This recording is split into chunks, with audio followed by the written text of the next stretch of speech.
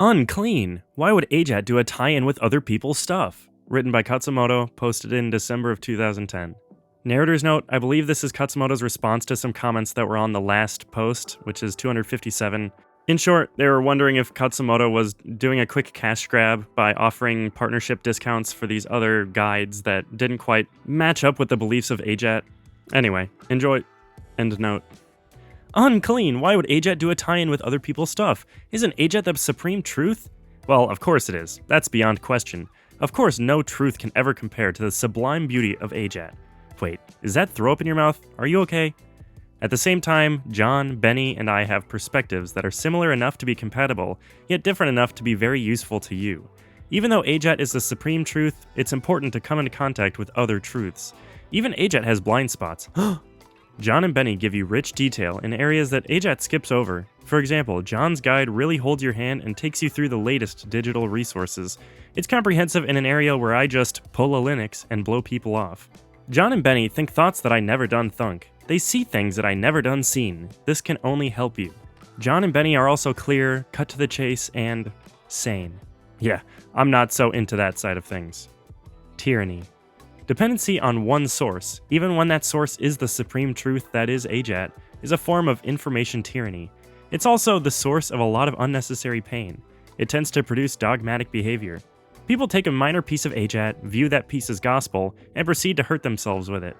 Case in point, people thinking that they have to do 50 sentences a day just because that number comes up in AJATT. The truth is, I just threw that number out there as an example of what's possible, not as something that's required, necessary, or even probable.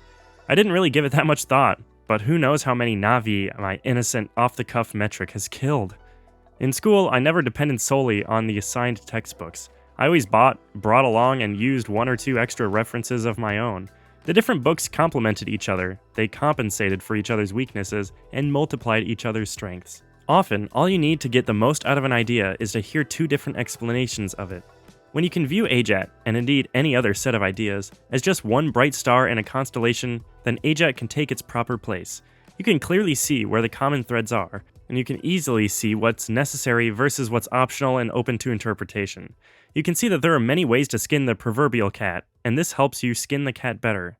Footnote 1. What, the animal cruelty? End footnote.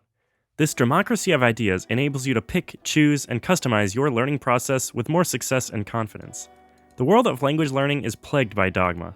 People cling to other people's ideas with religious zeal. This would be fine were it not for the fact that it doesn't help. It just creates unnecessary acrimony over what are ultimately minutiae. Since language acquisition is not a religion, we can be agnostic about it. We can be open-minded and relativistic about it. We can pick and choose. We can use whatever works no matter where it comes from. There is beauty and value in contradicting and contrasting ideas. In language learning, there is no set of ideas so perfect that it can't benefit from another set of ideas. Eclectic, syncretic, intergalactic. AJATT is very eclectic and syncretic, and intergalactic. Krashen, Anti-Moon, Haysig, Wozniak, Bandura, Hawk, Koch, Lao-Z, to name a few, are all combined here. AJATT is made up of pieces that no one else has ever put together, pieces that many people didn't think belonged together, and that's where the power lies, in its flexibility. Anything that works can be AJATT, no matter where it comes from. So, for example, while AJATT is largely biased towards input, it also draws a lot of inspiration from output-based work, like that of Hawk and Benny the Irish Polyglot. Why? Because output-based methods have an urgency and an economy about them that I feel is very valuable. Quick and dirty output-based methods teach you to be efficient, effective, and decisive. Teach you to prioritize, to worry less, to first learn the parts of the language that give the quickest, biggest returns. Give you strategies for maximizing your minimal language abilities, how to have fun conversations with native speakers while you still suck, or how to communicate with very limited vocabulary.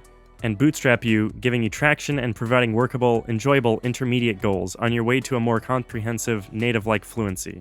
In broad terms, output is very Western, opine, where input is more Eastern, observe.